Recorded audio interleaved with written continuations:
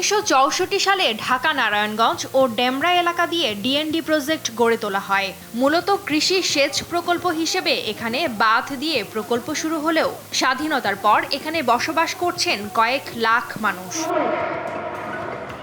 পরবর্তীতে ডিএনডি বাঁধের ভেতর ছোট বড় প্রায় ৬,০০০ শিল্প কারখানা গড়ে ওঠায় ভরে গেছে খালগুলো। ঘূর্ণিঝড় রিমালের প্রভাবে টানা বর্ষণে নারায়ণগঞ্জের বিভিন্ন এলাকায় এখনো জমে আছে পানি। নিচু এলাকার বাড়িঘরেও পানি ঢুকেছে। ফতুল্লা, লালপুর, টাগারপাড়, নন্দলালপুর সহ বিভিন্ন এলাকায় কলকারখানা বর্জ্যের বিষাক্ত ময়লা পানি বৃষ্টির সাথে মিশে দুর্গন্ধ ছড়াচ্ছে। দেখা দিচ্ছে নানা পানিবাহিত রোগ। নিরুপায় এলাকাবাসীর ভরসা এখন রিক্সা, ভ্যান ও নৌকা। এই প্রতি বছরই আমাদের এখানে পানি, বৃষ্টি হলেই পানি জমে যায়। আর বৃষ্টি মনে হইতেছে, বৃষ্টি তো আল্লাহর রহমত, বৃষ্টি মনে হইতেছে আমাদের জন্য অভিশাপ। এই বৃষ্টি বা পানি এই এলাকার মানুষ প্রচন্ড ডরায় এবং এটা আমরা ছোট থেকে দেখে আসছি। অনেক সমস্যা, বাচ্চা ছেলে মেয়ে সবাই স্কুলে যাতায়াত করতে সমস্যা, রাস্তাঘাটে চলাচল করতে যাতায়াত করতে সমস্যা।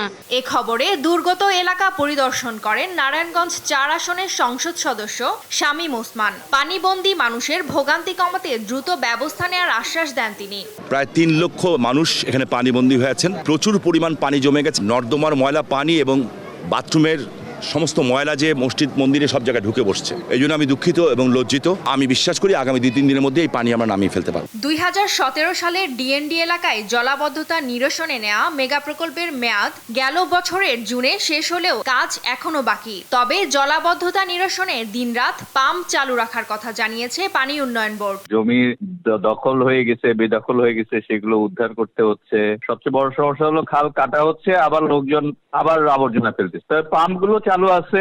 আমার ডিএনডি এলাকায় জলাবদ্ধতা থাকবে বলে আমি মনে করি না। ডিএনডি সহ ফতুল্লা এলাকায় জলাবদ্ধতা নিরসনে দ্রুত ব্যবস্থা নেয়ার দাবি পানিবন্দী মানুষের। নিউজ ডেস্ক, দেশ টিভি।